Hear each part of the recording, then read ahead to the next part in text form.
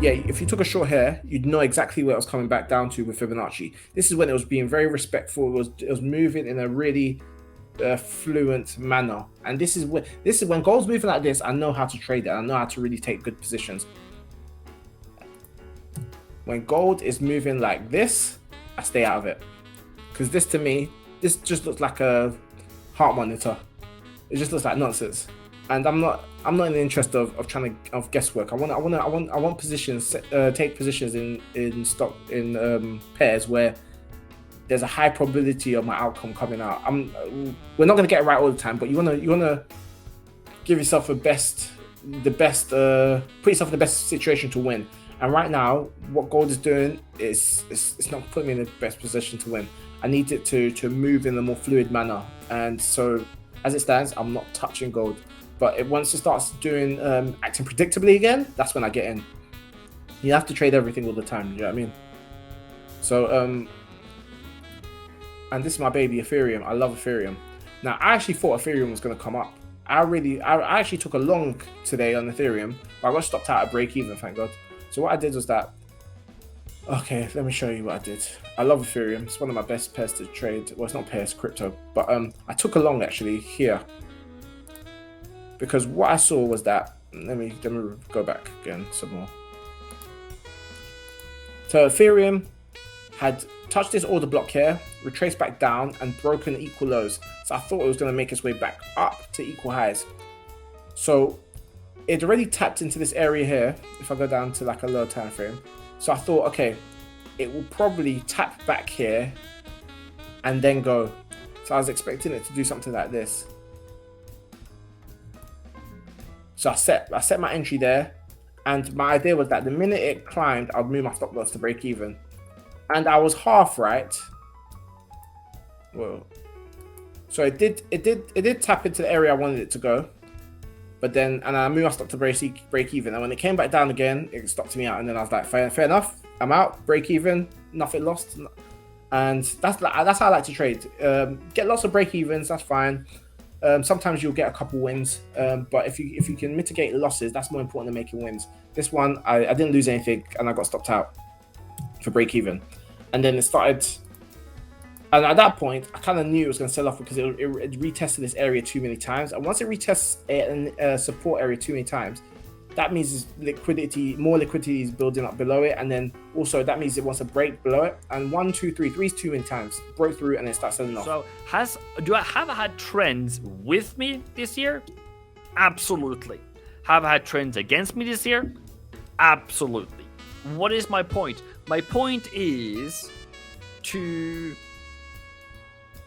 be the clever one. Don't be the dumb one. Be the clever one, and only trade through your strategy and through your knowledge and through your analysis and to find the longer term trends. To find what trends that moves more than one day. Okay. Why? Because if you buy the stock market today, by 1 year, you might not be profitable, statistically. If you by 3 years, probably not so profitable. But statistically, by 10 years, you should have some profitability if you never took your loss. So in general, in the markets, what I would advocate for as a strategy, as you would have, put your eggs in different baskets. Diversification. Stock market, cash, bonds, not now, forex, equity, commodities.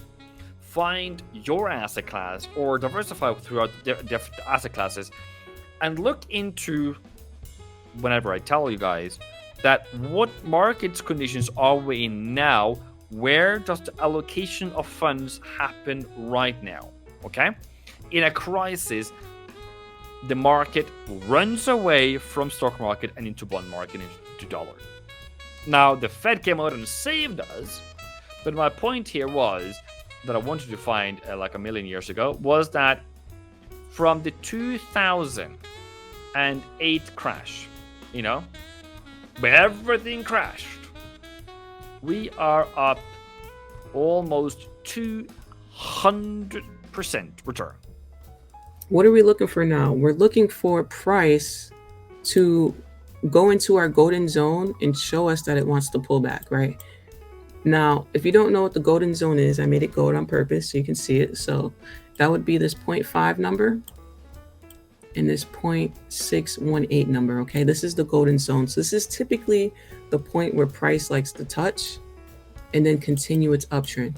Or it can touch here and then continue the uptrend, right? Now, I do see a lot. Sometimes price likes to go to this level, 0.786 as well. Okay, so you're going to see that a lot as well. So it may not go to the golden zone. It may come down to this zone, then retrace. Okay, so those are the zones we're going to be looking at for a pullback. Now, what's cool about this tool is, say that doesn't happen, right? Let's say price comes down and it goes down to here. Well, then our Fibonacci is invalid and we know, okay, we're not taking buys. You know, so that's what's kind of cool about this tool. It kind of tells you, hey, don't take a buy because we're coming down here. So at any point in time, if price touches this line, we're not taking any buys. Okay, so again, we're looking for it to bounce off of this area, or this area. Here is what's bothering me right about now about gold is not only because we came back inside the trend line, but also you can see right here we got this the swing low right here that is now going to be my most recent low, or let's say my my significant low, because I'm calling it significant because if price breaks below that, then this whole structure is broken. The fact that we did trade below that level there at around about 1820 also gives me this indication that we may be heading further down south. So I'm going to say right now I'm partially bullish on the on gold, partially bullish, not fully convinced about it yet. And I'm not saying that gold's not going to rally in the long term. I'm just saying in the mid and short term right now, I'm going to be saying that I am not completely bullish on gold right now, which means that I'm still looking for evidence to be able to get in on gold. Now, granted that if you've already traded gold and you're using sort of levels that you're getting in on gold and you're slowly investing in gold, that's a little bit different, right? Because you can throw money into gold every time we see some significant dips. But when you're looking to trade this in the short term, then I don't see the signals right now that is going to give me the convincing, technical analysis setups that are going to tell me that gold's now going to go ahead and move. So what I'm going to be paying attention to is this. Okay, this is what I'm going to go ahead and pay attention to. What I need to pay attention to is, number one, this low right here, very important, and that is priced at around about 1760. Now, as you can see right here, bullish as price trades below. Now, why I've got that indicated there is because if the market is creating this wave 1, 2, 3, 4, and this is going to be the fifth wave, and it does take out that low, there is two reasons why I want to go ahead and trade that. When the bears score a point, they take out lows. When bears score a point, there's normally correction. That's number one. Number two, when we complete a 5-wave structure, then there is normally correction in an ABCD correction. Regardless of where we're expecting it long-term, short-term, long-term, mid-term to go, there's going to be a correction in any wave structure that you see that's completed a 5-wave structure. So with us seeing a 5-wave structure right here, I'm looking for price to trade below this. So I'm going to say this. If I do see gold going ahead and trading below the low right here, I'm going to start getting bullish. Then I'm going to say I'm moving from being conservatively bullish to moderately bullish on gold. And I will go ahead and start looking to invest right about at that point right there.